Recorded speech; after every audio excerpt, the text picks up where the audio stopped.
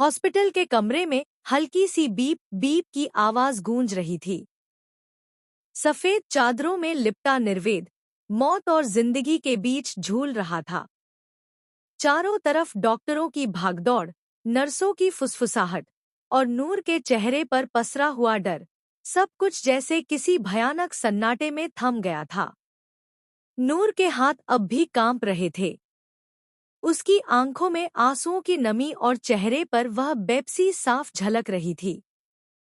उसने धीरे से निर्वेद का हाथ थामा और फुसफुसाई, कुछ भी हो जाए निर्वेद, तुम मुझे यूं बीच राह में छोड़कर नहीं जा सकते। उधर अमरीत कमरे के बाहर खड़ी थी। उसकी आंखों में एक अजीब सा डर, गुस्सा और दर्द सब कुछ मिलकर उफान मार रहे थे। उसे डर था कि कहीं वह इंसान, जिसके लिए उसने खुद को मिटा दिया, अब हमेशा के लिए किसी और का न हो जाए। शादी के दिन जो हादसा हुआ, उसने सबकी जिंदगी हिलाकर रख दी थी।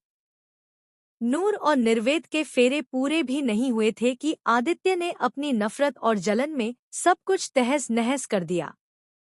उसने जो प्लान रचा, उसने सिर्फ एक नहीं, कई रिश्तों की नींव हिला दी। गोली चली, खून बहा और निर्वेद जमीन पर गिर पड़ा। सब कुछ एक पल में बदल गया। हॉस्पिटल में पूरे घरवाले पहुंचे। किसी के चेहरे पर डर था, किसी पर हैरानी, किसी पर गुस्सा। लेकिन सबसे ज्यादा दर्द अगर किसी को था, तो वो अमरीत थी। वो सोच रही थी, क्या ये वही निर्वेद है जिसने कभी मुझसे कहा था कि मेरा दिल सिर्फ तुम्हारे लिए धड़केगा? डॉक्टर बाहर आई। उसके हाथ में एक फॉर्म था। उसने कहा, पेशेंट की हालत बहुत नाजुक है, तुरंत सर्जरी करनी होगी। किसी नजदीकी रिश्तेदार के साइन चाहिए।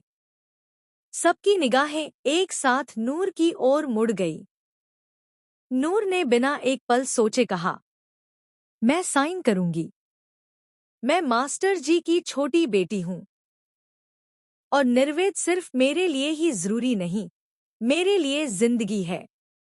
उसका यह कहना अमरीत के दिल पर जैसे किसी ने छुरी चला दी हो। उसका शक अब यकीन में बदल चुका था। वह अंदर ही अंदर जल उठी। क्या सच में नूर मेरी खुशियां छीन लेगी? क्या मेरा निर्वेद अब मुझसे हमेशा के लिए दूर चला जाएगा? वक्त धीरे धीरे बीतता गया। सर्जरी शुरू हुई। कमरे के बाहर सबकी निगाहें उस लाल लाइट पर टिकी थी।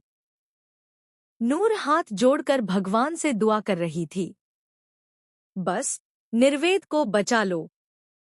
मैं सब कुछ छोड़ दूंगी, लेकिन उसे नहीं खो सकती। कई घंटे